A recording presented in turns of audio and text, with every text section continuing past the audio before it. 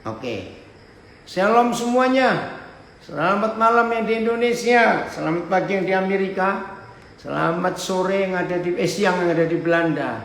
Baik, mari kita belajar firman Tuhan. Tema kita hari ini belajar tentang Abraham dan Lot. Saudara, untuk kita belajar tentang Abraham dan Lot, mari kita belajar tentang dua hal penting. Ya, yang pertama, orang yang selalu bersama-sama dengan seseorang, ya, orang yang selalu bersama-sama dengan seseorang belum tentu, ya, perhatikan kalimat ini, belum tentu orang itu mau belajar atau terpengaruh dengan hidup orang itu, padahal bersama-sama. Nah, kita lihat Lot dan Abraham itu selalu bersama-sama. Tapi kenapa arah mereka bisa berbeda? Ya, ini konsep penting. Saya ulangi lagi, orang yang selalu bersama-sama belum tentu yang satu bisa mempengaruhi atau menulari yang lain. Atau yang satu yang merasa kurang, belum tentu mau belajar dari yang punya atau yang lebih. Nah, inilah hidup Abraham dan Lot. Kitab Kejadian menuliskan mereka dari awal berangkat meninggalkan Mesopotamia, perjalanan mereka menuju Kanaan, mereka selalu bersama-sama. Dan Abraham orang yang taat kepada Tuhan. Tiap hari Lot hidup bersama Abraham. Tiap hari loh saudara. Tapi aneh, Lot tidak ketularan sama sekali. Maka itu kita harus belajar akan hal ini. Nah, contoh ini ada dalam kehidupan murid-murid bersama dengan Tuhan Yesus. Ya, kita ambil 3 orang saja. Petrus, Yudas, Thomas. Ya, 3 orang ini. Saudara lihat, selama kurang lebih 3,5 tahun, Petrus, Thomas, Yudas juga yang lain-lain, tapi kita ambil 3 ini dulu. Mereka itu selalu bersama-sama dengan Tuhan Yesus. Coba renungkan. Apakah Petrus, Yudas, dan Thomas mendengar pengajaran yang berbeda? Apakah mereka dipimpin, dimentor oleh orang yang berbeda? Apakah mereka punya waktu-waktu khusus yang berbeda? Jawabannya tidak. Mereka selalu bersama-sama. Tuhan Yesus selalu mengajar bersama-sama. Dan firman atau pengajaran yang Tuhan Yesus sampaikan, ya sama dengan semua 12 orang yang lain. Tapi kita melihat kenapa 3 orang ini bisa mempunyai arah hidup yang berbeda. Akhirnya Thomas jadi orang gak percaya. Yudas akhirnya bunuh diri. Saudara, ini loh yang kita harus jadi hal penting. Maafkan saya kalau saya harus ngomong ini, dan mudah-mudahan gak ada yang tersinggung. Tiap hari kita boleh belajar firman. Tiap hari kita boleh ikut Zoom, ya, melalui Facebook, Instagram, kita boleh belajar. Tergantung respon, tanggapan, motivasi, dan penerimaan kita. Nah, kalau kita melihat hidup Yudas, hidup Thomas, hidup Petrus, siapa yang salah?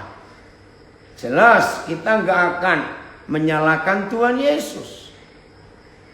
Tapi itulah fakta, bahwa berjalan dengan Tuhan pun tiap hari belum tentu kita akan mengalami perubahan dalam hidup ini. Itu tergantung bagaimana respon, reaksi, motivasi kita mendengar firman Tuhan. Saudara, ini konsep penting dalam kehidupan kita. Maka itu tidak jaminan kita rajin mendengar firman, kita belajar firman. Maaf, tidak jaminan pasti kita akan dapat sesuatu. Tidak. Hal kedua yang nanti kita akan pelajari tentang Abraham dan Lot. Hatinya cenderung ke siapa? Ya, kalau kita lihat akhir dari perjalanan mereka berdua dihadapkan pada satu pilihan. Nanti kita akan lihat. Nah, Abraham berkata sebagai om kepada kemenakan, ya udah, daripada gembala-gembala kita, pegawai-pegawai kita ribut terus, dah, kamu milih duluan. Kalau kamu ke kanan, aku ke kiri. Kalau kamu ke utara, aku ke selatan. Saudara, Abraham luar biasa. Dia memberi kesempatan untuk yang lebih muda milih duluan. Itu luar biasa. Nah, dari pilihan itu kita mengenal isi hati dan motivasi Lot. Puji Tuhan, Alabama sudah hadir. Selamat pagi yang Alabama. Apa motivasi Lot? Uang, materi. Melihat kekayaan dunia ini. Nah, inilah dua hal yang kita akan pelajari dalam hidup kita. Supaya kita tidak melakukan hal yang salah di antara dua pribadi yang tertulis di Alkitab ini, Abraham dan Lot. Maka itu kalau masih ada di antara kita memiliki motivasi yang lain dalam perjalanan hidup kita bersama dengan Tuhan Yesus, apalagi motivasinya uang. Uang, dan uang. Saudara harus hati-hati. Karena gampang sekali orang yang motivasinya uang selalu rasa takut kalau nggak punya uang, selalu rasa aman kalau uangnya banyak. Hati-hati, paling cepat iblis menarik orang itu. Uang dan posisi sama. Kita lihat contoh murid-murid Tuhan Yesus yang diajarkan sendiri oleh Tuhan Yesus, dan selama Tuhan Yesus mengajar tidak pernah ada yang gantikan, bahkan 2 jam saja enggak. Tuhan Yesus selalu mengajar sendiri. Tapi kenapa bisa muncul pribadi-pribadi yang berbeda? Ini yang kita harus tahu. Saudara, saya mau buktikan ya sebelum nanti kita melihat tentang Abraham dan Lot, supaya kita makin tahu bahaya sekali kalau motivasi kita belajar firman, mengikut Tuhan dengan motivasi yang salah. Markus 16. Ya, Markus 16 ayat yang ke-14 dan 15. Ini yang mengagetkan kita semua. Markus 16 ayat 14 dan 15. Saat-saat terakhir, nggak tahu kurang berapa menit, nggak sampai 1 jam, Tuhan Yesus akan naik kembali ke surga. Loh, tiba-tiba ini yang terjadi dengan mereka. Ya, Markus 16 ayat 14. Akhirnya Yesus menampakkan diri kepada ayat 14 mana? Maaf, 14. Udah? Akhirnya Tuhan Yesus menampakkan diri kepada ke-11 orang itu karena Yudas sudah meninggal. Ketika mereka sedang makan. Ya, perhatikan. Ketika mereka sedang makan, dan Tuhan Yesus mencela ketidakpercayaan dan kedegilan atau kekerasan hati mereka. Oleh karena mereka tidak percaya kepada orang-orang yang telah melihat Yesus sesudah kebangkitannya. Saudara bisa bayangkan, ini kan mengerikan sekali. Lalu selama mereka dimuridkan oleh Tuhan Yesus, mereka itu mendengar apa, belajar tentang apa? Saudara, kalau saya Tuhan Yesus, saya akan minta waktu untuk postpone, untuk mundur waktunya. Saya bilang, Papa, beri aku waktu sekian bulan lagi. Aku akan lanjutkan pemuritan untuk 11 orang ini. Nah, saudara bayangkan, sudah mau ditinggal. Berapa menit kemudian Tuhan Yesus harus meninggalkan mereka. Tapi mereka nggak percaya dan hatinya degil, hatinya keras. Tuh, saya sapa dulu ini orang Padang. Sayuti, apa kabar? Sudah lama nggak ketemu ini ya. Puji Tuhan. Pak Sayuti Gasali ini salah satu dari tim pesat yang pertama dibentuk tahun 86-87 yang lalu. Puji Tuhan. Nah, jadi kalau saya, Tuhan Yesus model saya akan minta waktu perpanjangan kepada Bapa di surga untuk memuridkan mereka. Karena sudah mau ditinggal, tidak percaya dan hati mereka keras. Kenapa bisa begitu? Lalu ayat 15, ini yang saya nggak percaya. Padahal Tuhan Yesus tahu, ini kalau ditinggal bahaya ini, pekerjaan Tuhan bisa kacau semua. Lalu, saudara lihat ayat 15. Lalu, Yesus berkata kepada mereka, kepada siapa? Kepada 11 murid yang tidak percaya dan hatinya degil atau keras.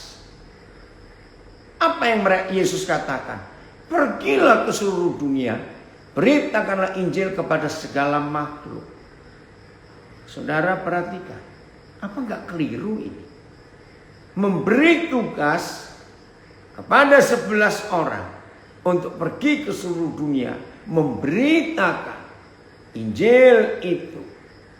Siapa yang disuruh, siapa yang diberi tugas? Bukan cuma di satu kampung, satu kecamatan, atau satu provinsi, seluruh dunia. Kepada orang-orang yang gak percaya dan kepada orang-orang yang hatinya seperti itu. Ini mengagumkan sekali. Saudara, apa yang menyebabkan mereka tidak percaya? Apa yang menyebabkan mereka tetap keras hatinya?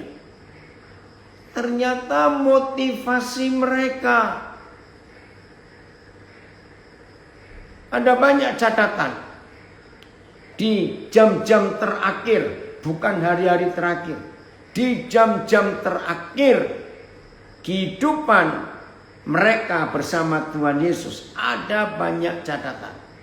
Saudara boleh buka Matius pasal 27-28, saudara boleh buka Markus 16, saudara boleh lihat dalam Lukas pasal 24. Itu dicatat bagaimana mereka nggak percaya kepada apa yang mereka sudah dengar. Kan aneh. Lalu selama 3,5 tahun menjadi murid Yesus itu ngapain? Kalau sempat nanti terakhir kita balik lagi, tapi saya sampaikan. Ternyata motivasi mereka, saya ulangi, motivasi mereka, motivasi duniawi. Yang mana? Jadi selama mereka dimuridkan oleh Tuhan Yesus, walaupun tiap hari mereka mendengar Tuhan Yesus ngajar, tiap hari loh saudara, sampai hari Sabat pun di sekolahnya Tuhan Yesus buka, sehingga orang-orang Farisi, imam-imam marah. Kamu gak tahu adat, kamu melanggar hukum Musa, ini hari Sabat, kenapa kamu masih ngajar? Bayangkan. Jadi sekolahnya Tuhan Yesus gak ada liburnya, Tuhan Yesus nggak pernah cari pengganti guru yang lain. Barang 2-3 jam untuk minta siapa mengajar. Tidak. Semuanya ditangani sendiri oleh Tuhan Yesus. Tapi itu mereka bisa seperti itu. Nah, motivasi ini. Apa motivasinya? Mereka ingin Tuhan Yesus jadi raja atas mereka. Sehingga mereka bebas dari penjajahan Romawi. Dan gak cuma itu. Mereka merasa, weh, nanti kalau pemerintahan baru di Israel ini dan kita punya raja baru, yaitu Yesus Tuhan, kita masing-masing akan duduk sebagai menteri-menterinya. Itu motivasi yang ada di hidup mereka. Maka itu mereka kecewa. Ketika Tuhan Yesus mati, wow, langsung habis harapan mereka. Nah, ini yang salah dalam pengiringan mereka kepada Tuhan. Sudah jelas ya. Nah, Markus 16 yang baru kita baca tadi. Sampai mereka melihat langsung. Nah, karena motivasi mereka, ya saya ulangi, karena motivasi mereka, saudara. Karena motivasi mereka yang salah, yaitu motivasi duniawi.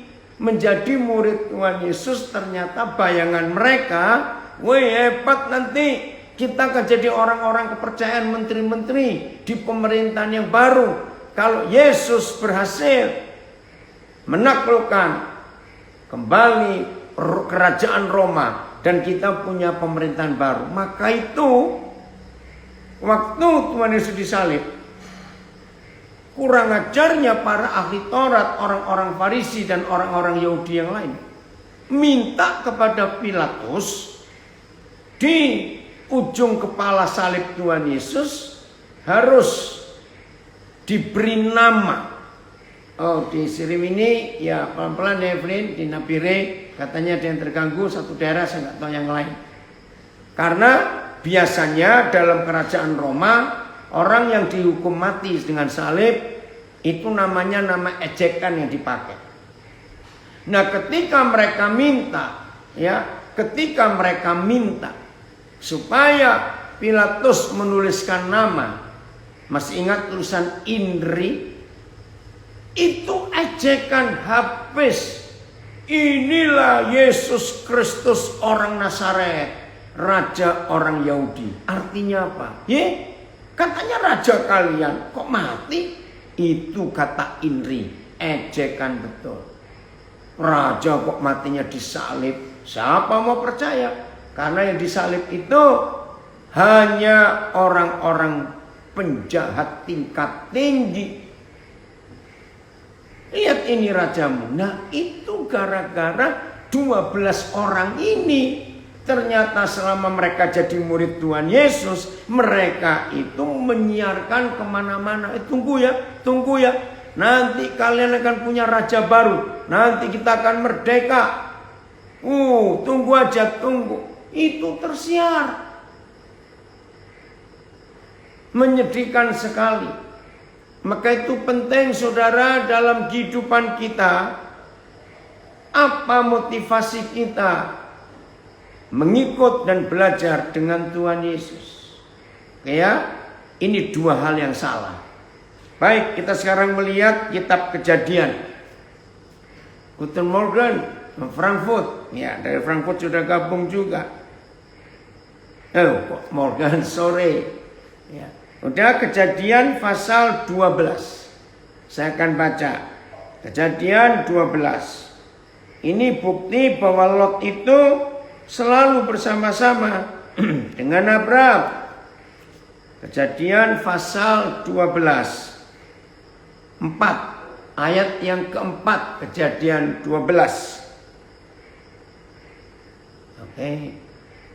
Lalu pergilah Abraham seperti yang difirmankan Yahweh kepadanya.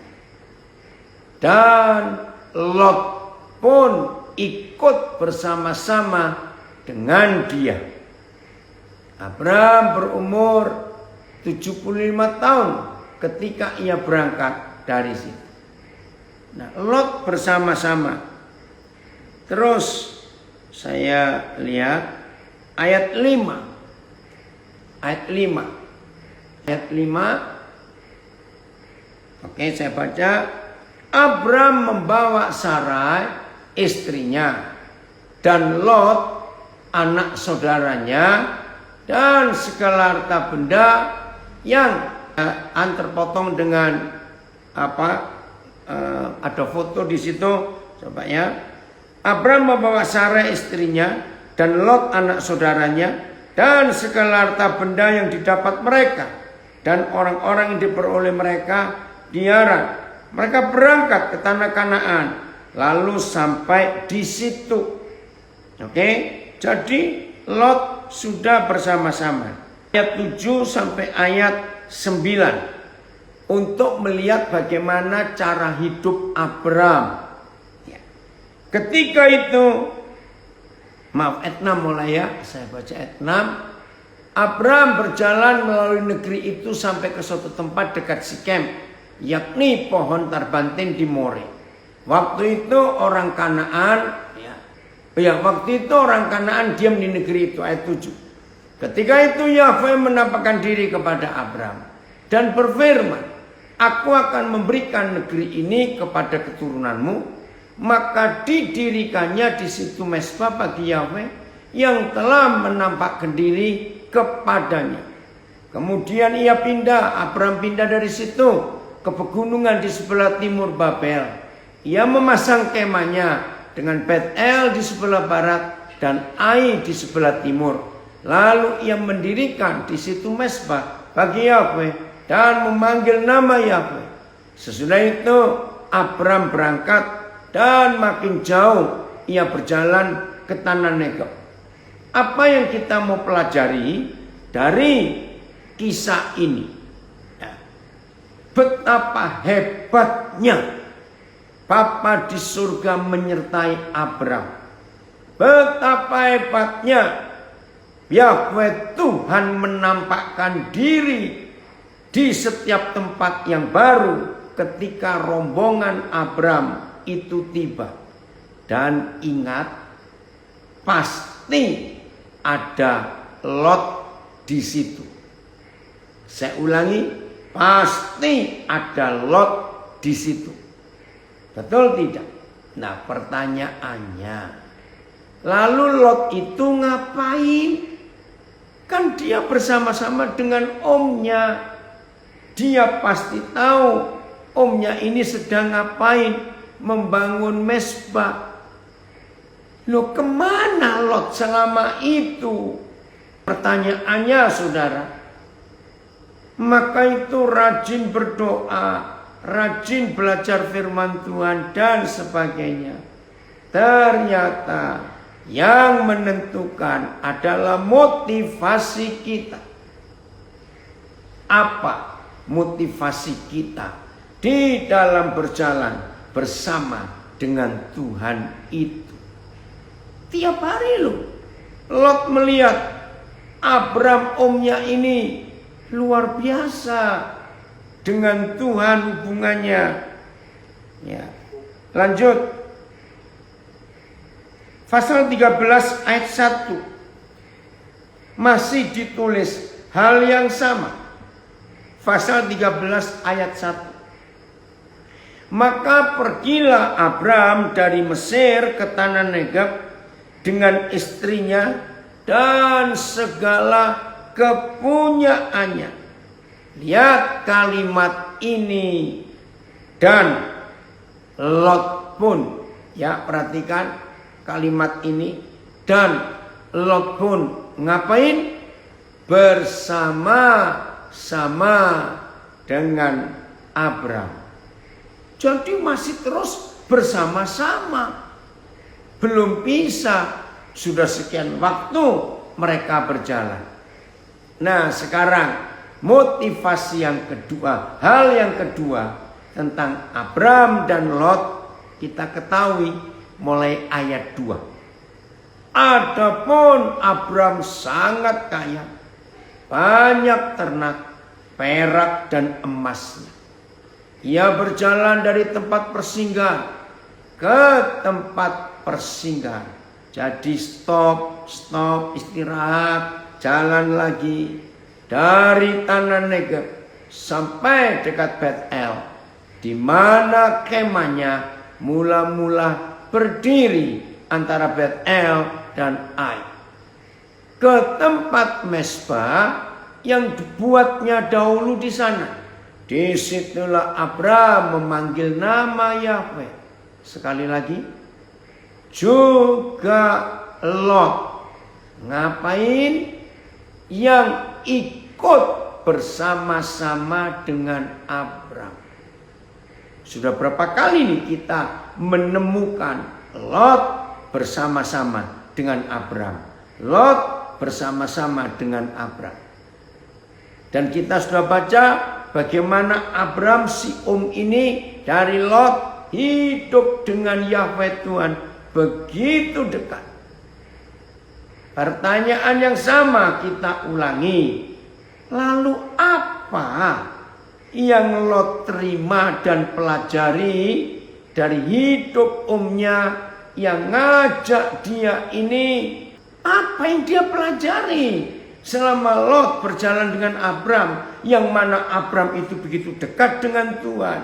Saudara, ini yang membedakan. Maka itu kalau kita selalu bersama-sama dengan seseorang, walaupun orang itu hidupnya dekat dengan Tuhan, belum tentu orang itu akan sungguh-sungguh dengan Tuhan juga. Maka itu kenapa kalau kita membaca Injil Matius tentang kedatangan Tuhan Yesus, dikatakan ada 2 orang. Yang satu yang sama-sama menggiling gandum. 2 orang termasuk suami istri sama-sama. Kenapa yang satu ditinggal, satu diangkat? Kok bisa? Padahal sama-sama. Maka itu suami istri tidak jaminan. Dengarkan ini. Yang dimuridkan Tuhan Yesus saja bisa miring-miring, bisa bengkok-bengkok. Inilah yang kita harus pelajari. Puji Tuhan Adit, Papa senang kamu gabung. Ini nanti anak saya akan menikah tanggal 22 Desember di Denpasar. Oke. Ini yang kita harus tahu. Oke, saya akan bacakan satu komen. Apakah karena firman Tuhan yang mengatakan betapa liciknya hati, lebih licik dari segala sesuatu, ini yang sering menipu manusia dalam motivasi mengiring Tuhan? Betul, semuanya dalam hati. Siapa yang tahu isi hati orang? Nih, saudara, mengerikan sekali. Selalu bersama-sama dengan Abram, tapi Lot bisa terpisah. Saya ulangi lagi yang baru gabung supaya tahu. Petrus, Yudas, Thomas, dan 12 T yang semuanya itu dimuridkan oleh guru yang sama, dimentor, dibimbing oleh mentor yang sama, mendengar firman dengan yang sama dengan semua yang lain. Tapi mengapa penerimaan bisa beda sampai Yudas bisa bunuh diri? Maka itu masing-masing kita harus belajar tentang Abram dan Lot ini, yang selalu bersama-sama bisa beda arahnya. Kembali ke pasal 13 kitab Kejadian, ayat yang keempat, ayat yang kelima. Saya ulangi lagi ya, ayat kelima Kejadian 13. Juga Lot yang ikut bersama-sama dengan Abram mempunyai domba dan lembu dan kemah. Ya, ayat 6. Tetapi negeri itu tidak cukup luas bagi mereka untuk diam bersama-sama. Sebab harta milik mereka amat banyak, sehingga mereka tidak dapat diam bersama-sama. Saya tidak tahu apakah saudara yang sering ikut Zoom belajar bersama saya masih ingat. Salah satu yang dibenci oleh iblis adalah kesatuan. Saya ulangi, salah satu yang dibenci oleh iblis adalah kesatuan. Iblis selalu ingin memecah belah, baik memecah belah rumah tangga, baik memecah belah gereja. Pokoknya iblis nggak mau ada persatuan, sebab persatuan itu kekuatannya luar biasa. Nah, akhirnya harus berpisah Abram dan Lot, sebab mereka tidak dapat diam bersama-sama. Puji Tuhan, Inobonto hadir, Komaks keluarga, puji Tuhan. Nah, saudara, itu yang kita harus hati-hati. Ada komen bagus di Facebook. Apakah yang akan terjadi dengan kami di akhir zaman ini? Tuhan Yesus tolong kami. Bahkan murid Tuhan Yesus saja ada yang gagal. Betul saudara, mengerikan sekali. Maka itu mulai hari ini, ayo saudara, kita selalu periksa hati kita. Setelah mereka tidak bisa bersama-sama, ayat 7. Karena itu terjadilah perkelahian antara para gembala Abram dan para gembala Lot. Waktu itu orang Kanaan dan orang Feris diam di negeri itu. Ayat 8. Lihat, harusnya yang muda yang harus hormati yang tua, tapi kali ini tidak. Abram berkata begini, karena itu terjadilah perkelahian. Maka berkatalah Abram kepada Lot. Abramnya yang ngalah. Janganlah kiranya ada perkelahian antara aku dan engkau, dan antara para gembalaku dan para gembalamu. Sebab kita ini kerabat, sebab kita ini saudara. Puji Tuhan, Salatiga hadir.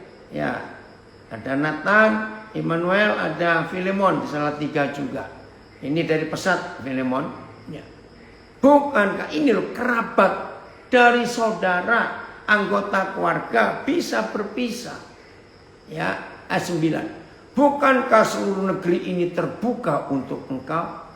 Baiklah, pisahkan dirimu daripadaku.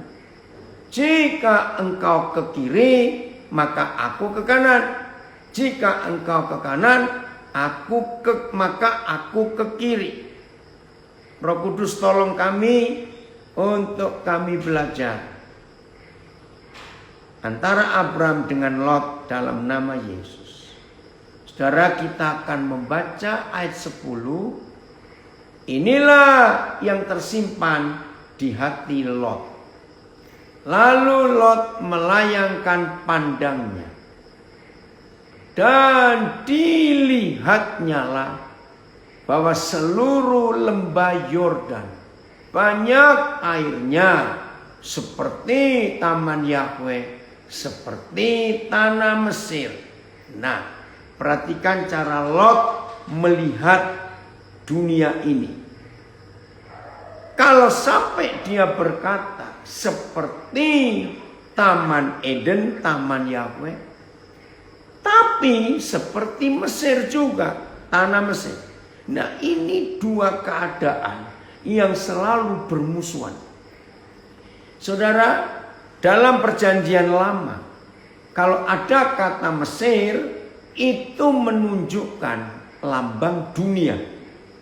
Karena zaman itu Mesir itu negara yang sangat maju di daerah Timur Tengah.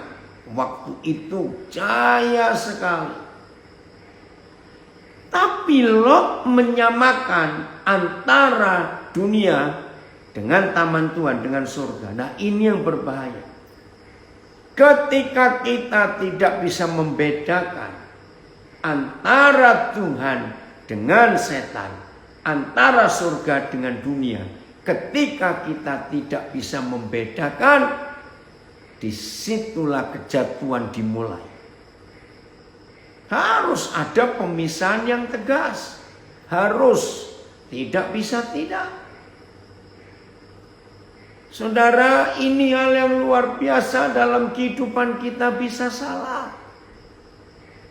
Kalau mata kita tidak bisa membedakan yang jelas, mana yang Tuhan, surga, mana yang duniawi. Berhati-hati dalam hidup ini. Saya ulangi lagi ayat 10. Lalu Lot melayangkan pandangnya dan dilihatnya lah bahwa seluruh lembah Yordan banyak airnya seperti taman Yahweh, tapi juga seperti tanah Mesir, sampai ke Soar, jauh luas. Hal itu terjadi sebelum Yahweh memusnahkan Sodom dan Gomora. Jadi waktu itu masih aman semuanya. Sebab itu, nah mulai di sini. Maka itu saudara, dengan tegas Tuhan Yesus mengatakan, Matius 6:24, pisahkan antara Tuhan dengan uang. Pisahkan. Lagi sekali Matius 6:24, pisahkan. Saudara dan saya tidak bisa mengabdi kepada dua Tuhan, Yesus Tuhan dan uang. Nggak bisa, nggak usah dibaca. Kembali aja ke Kejadian Matius 6 ayat 24-nya, saudara catat nanti.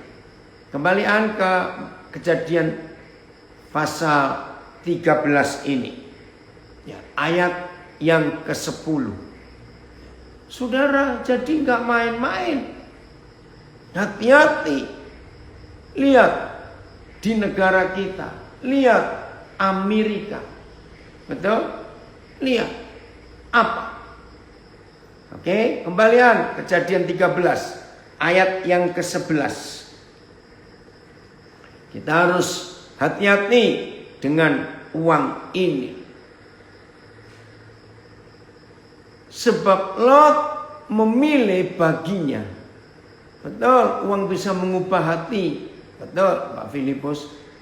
Sebab itu Lot memilih baginya seluruh lembah Yordan itu. Lalu ia berangkat ke sebelah timur dan mereka berpisah. Abraham menetap di tanah Kanaan, tetapi Lot menetap di kota-kota lembah Yordan dan berkemah di dekat Sodom. Adapun orang Sodom sangat jahat dan berdosa terhadap Yahweh. Terus ayat 14. Saudara lihat. Tuhan tolong kami. Setelah 14. Setelah Lot berpisah daripada Abraham. Apa arti hal ini? Kalau ada orang-orang yang hidup secara duniawi, ternyata itu berbahaya buat kita yang hidup secara rohani. Akhirnya berpisah. Memang gak bisa dipersatukan. Setelah Lot berpisah daripada Abraham, berfirmanlah Yahweh. Mari kita lihat hal yang sama. Yohanes 13-an. Yohanes pasal 13. Kita melihat ayat ini. Ya. Ayat yang ke-31. Yohanes 13 ayat 31. Ada apa? Setelah Lot berpisah dengan Abraham, Tuhan berfirman, Yahweh berfirman. Nah, ternyata ini yang sama terjadi di Perjanjian Baru dalam hidup Tuhan Yesus. Sesudah Yudas pergi, semua terjemahan lama, sesudah Yudas keluar, FILT, kemudian setelah Yudas keluar, semuanya Selbir juga Yudas keluar. Berkatalah Yesus setelah Yudas pergi. Berkatalah Yesus. Sekarang, wah kata sekarang ini tegas. Sekarang Anak Manusia dipermuliakan. Terus, dan Tuhan dipermuliakan di dalam Yesus. Saudara, mari kita lihat. Berarti selama masih ada roh Yudas, bukan Yudasnya loh ya, rohnya. Selama masih ada roh Yudas, bagaimanapun Tuhan Yesus tidak bisa dipermuliakan. Saya harap semua yang bergabung di Zoom, Instagram, Facebook, termasuk rekaman audio ini, tolong catat. Kerusakan terbesar di dalam pelayanan, kerusakan terbesar di dalam gereja, itu penyebabnya kalau ada roh Yudas, roh mata duitan, roh pengkhianat, roh iri hati. Itu rohnya Yudas. Bukan Yudasnya, Yudasnya sudah tidak ada, tapi roh ini. Saudara perhatikan, 99% kalau ada berkata yayasan, pelayanan ribut, gereja bertengkar, itu pasti karena ada uang di situ yang jadi masalah. Aset, uang, itu. Maka itu selama hati kita masih melekat dengan uang, ingat kita perlu uang. Tapi selama hati kita masih melekat dengan uang, percayalah Tuhan Yesus tidak bisa dipermuliakan. Tidak bisa. Tunggu Yudasnya pergi. Mari kita periksa hati kita. Bahaya sekali kalau ada orang yang mata duitan. Ngeri saudara. Maka rusak pelayanan. Bahkan keluarga pun rusak. Nah, kembali ke Kejadian 13. Apa firman Tuhan kepada Abraham setelah Lot berpisah? Jadi selama ada Lot, firman ini belum bisa sampai kepada Abraham. Ya. Kejadian 13 ayat 14 saya ulangi. Setelah Lot berpisah daripada Abraham, berfirmanlah Yahweh kepada Abraham, pandanglah sekelilingmu dan lihatlah dari tempat engkau berdiri itu ke timur dan barat, utara dan selatan. Suruh lihat. Terus, sebab seluruh negeri yang kau lihat itu akan kuberikan kepadamu dan kepada keturunanmu untuk selama-lamanya. Wih, luar biasa. Ada komen di Facebook. Selama hati masih melekat pada uang, mata duitan pun rusak. Oh Roh Kudus, tolong kami, anakmu, untuk bisa hidup berkenan kepadamu. Puji Tuhan. Ngeri saudara. Terus ayat 16. Kejadian 13. Dan aku akan menjadikan keturunanmu. Ini loh. Saudara perhatikan firman ini. Selama ada Lot, firman ini gak keluar dari Bapa di surga. Tapi setelah Lot bisa, firman ini datang. Dan aku akan menjadikan keturunanmu seperti debu tanah banyaknya. Sehingga jika seandainya ada yang dapat menghitung debu tanah, keturunanmu pun akan dapat dihitung juga. Roh Kudus tolong kami untuk kami mengerti firman ini. Mengapa kalau Tuhan bisa berfirman, keturunanmu seperti debu tanah, bukan cuma seperti pasir. Beda. Kalau pasir itu jauh lebih sedikit daripada debu. Betul tidak? Pasir masih kelihatan butirannya, debu itu halus. Oke, ada komen lagi di Facebook. Itulah kalau uang sudah mengatur hidup kita. Karena sudah menjadi hamba uang, betul.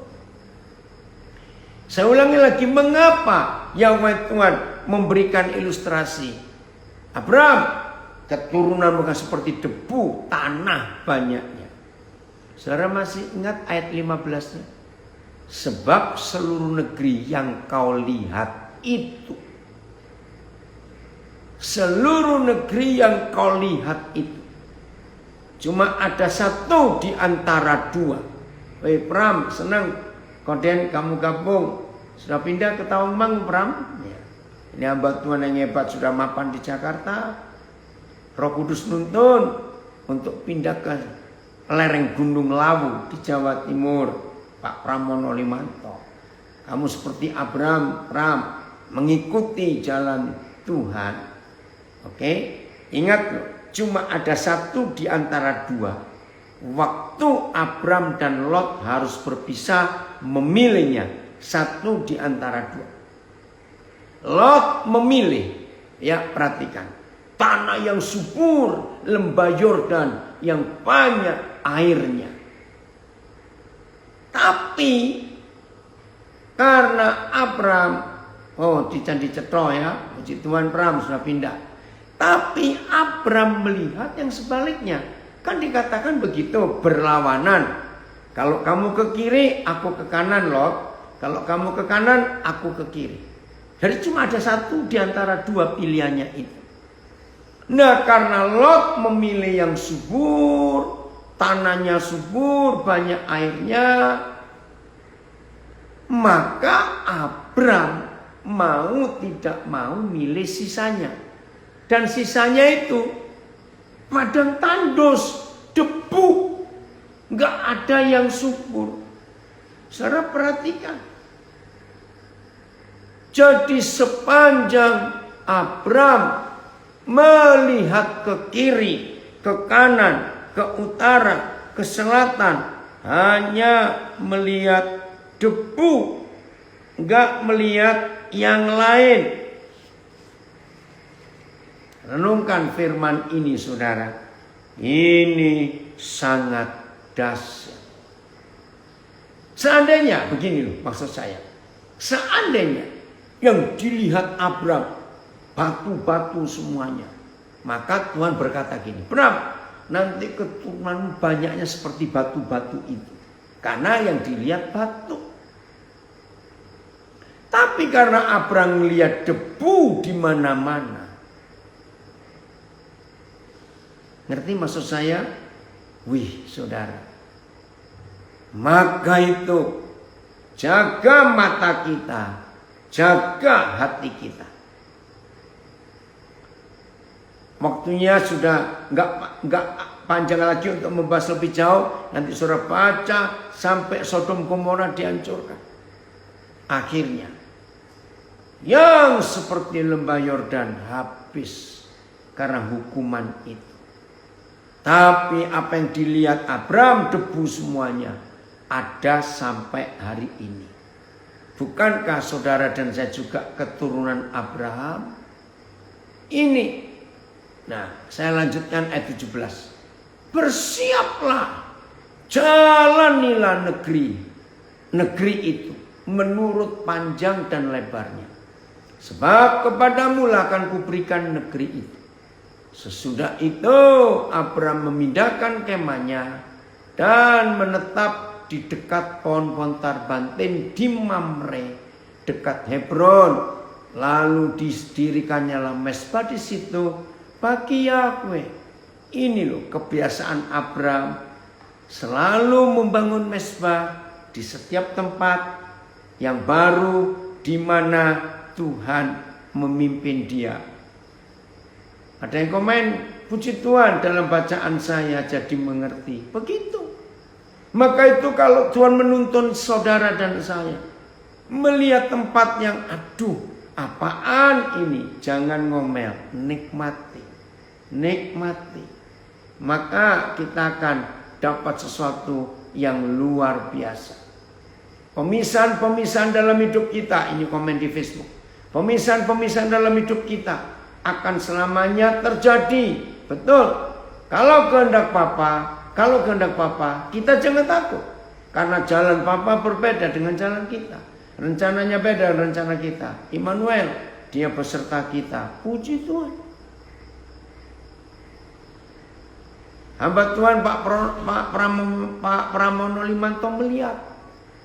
kemegahan Jakarta dikalahkan oleh melihat sebuah dusun di lereng Gunung Lawu sehingga pindah ke sana. Nah, saya nggak tahu hari-hari ini saudara sedang melihat apa dalam hidup. Kalau Tuhan memimpin saudara untuk melihat sesuatu, walaupun mata ini, apaan itu? Jangan takut, ikuti dulu jalan Tuhan. Nah, saudara, mungkin saudara berkata, kan orang Yahudi sedikit sekali di dunia. Yang asli Israel, betul. Tapi kita lihat, baca Galatia 3 ayat 29. Coba lihat Galatia 3 ayat 29. Wih, ini luar biasa saudara, apa yang Tuhan janjikan untuk kita. Ya, Galatia 3 ayat 29. Nah, kalau kita lihat ayat ini, banyak sekali keturunan Abraham. Ya, Galatia 3 ayat 29. Dan jikalau kamu adalah milik Kristus, betul toh? Kita kan milik Kristus. Maka kamu juga adalah keturunan Abraham yang dan berhak menerima janji Tuhan. Nah, kalau lihat begini, banyak keturunan Abraham.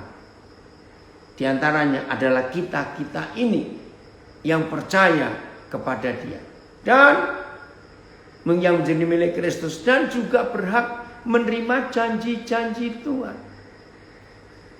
Nah, saudara, Abraham ini hidupnya lanjut terus, sangat percaya kepada Tuhan. Tapi Lot makin jauh dari Tuhan. Dan buktinya, maaf tidak mengatakan tentang istri Lot, tapi terbukti. Ingat matinya istri Lot menjadi garam. Karena apa? Tuhan melarang, jangan noleh. Nah, ini loh yang dikatakan Tuhan Yesus, sebab di mana ada apamu, di situ ada apamu. Masih ingat ya? Sebab di mana ada hartamu, di situ ada hatimu. Lot sudah keluar jauh dari lembah Yordan, dari Sodom dan Gomora, tapi hartanya masih ketinggalan. Maka itu istri Lot noleh. Maaf ya, jangan ada yang marah, khususnya Ibu Agatha nggak boleh marah.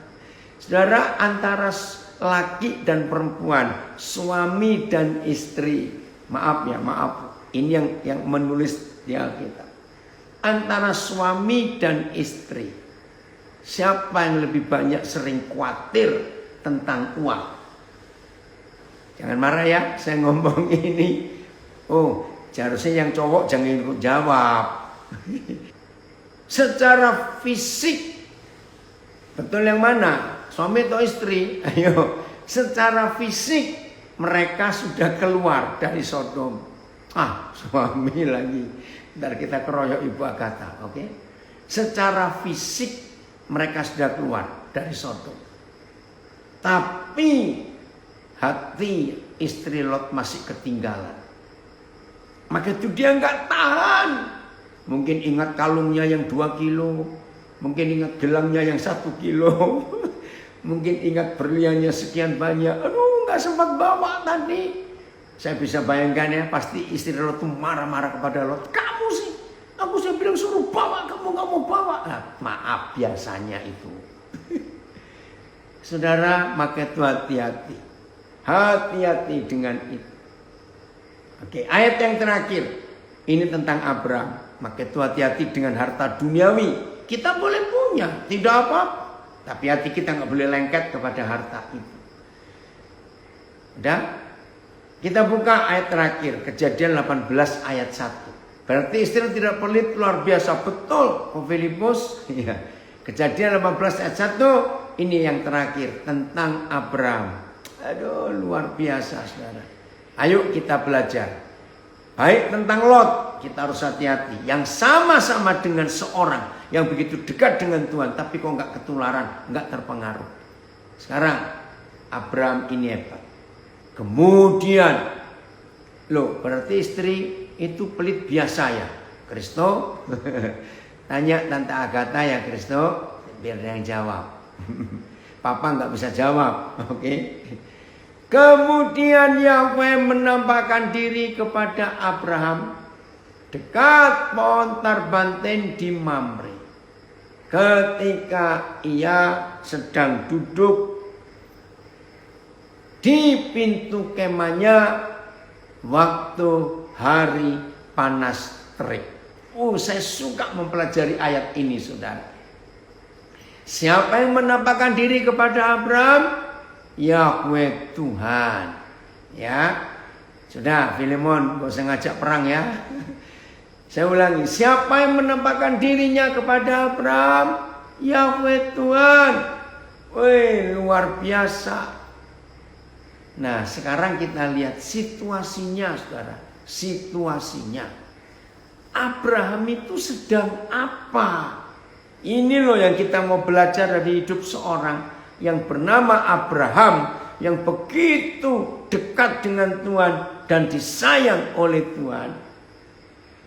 Maaf, kalau masih ada di antara kita yang hidupnya agamawi, semua diatur secara ritual keagamaan, harus doa sekian jam, dari jam sekian sampai jam sekian, harus baca Alkitab sekian pasal sehari, harus begini, harus begitu. Maaf, hari harus berubah sama sekali. Jadi waktu Papa menampakkan diri kepada Abraham di bawah pohon tarbanten di Mamre, lihat, satu, cuacanya panas. Betul? Hari panas terik. Abraham duduk di pintu kemah. Ayo kita pelajari. Zaman itu kan belum ada listrik. Jangan lagi AC. Kipas angin aja nggak ada. Nah, pasti Abraham sedang kepanasan.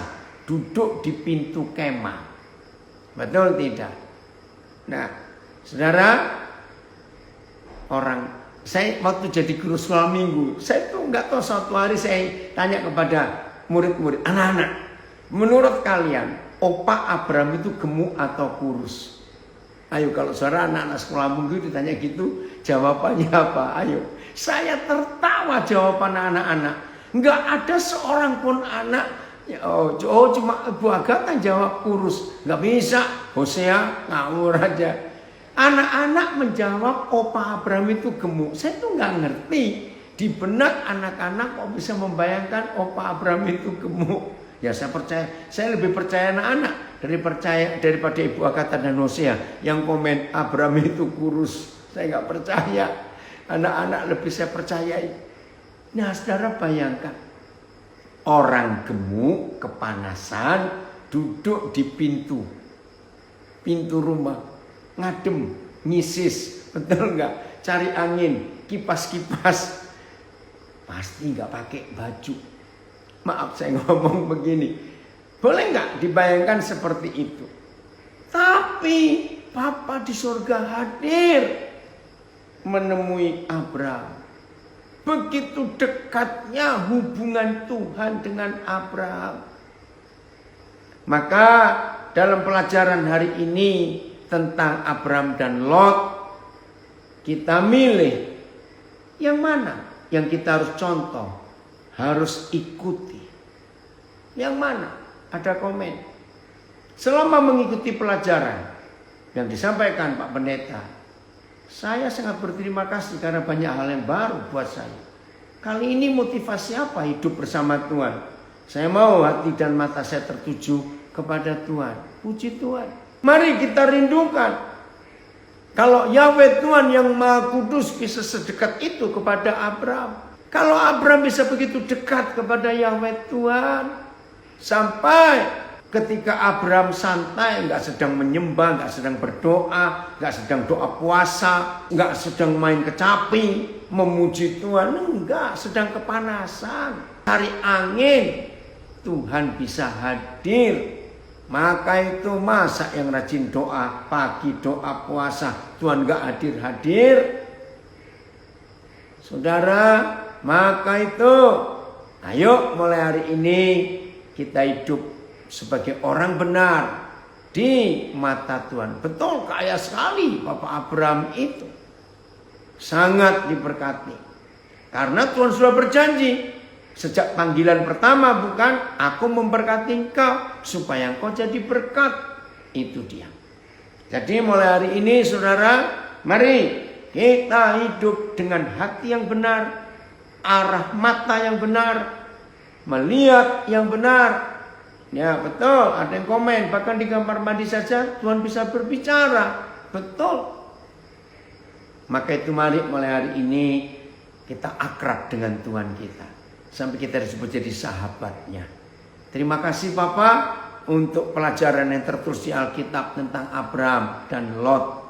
Ini pilihan kita, mau yang bagaimana. Tuhan Yesus memberkati kita semuanya. Mari kita jadi pelaku firman. Amin.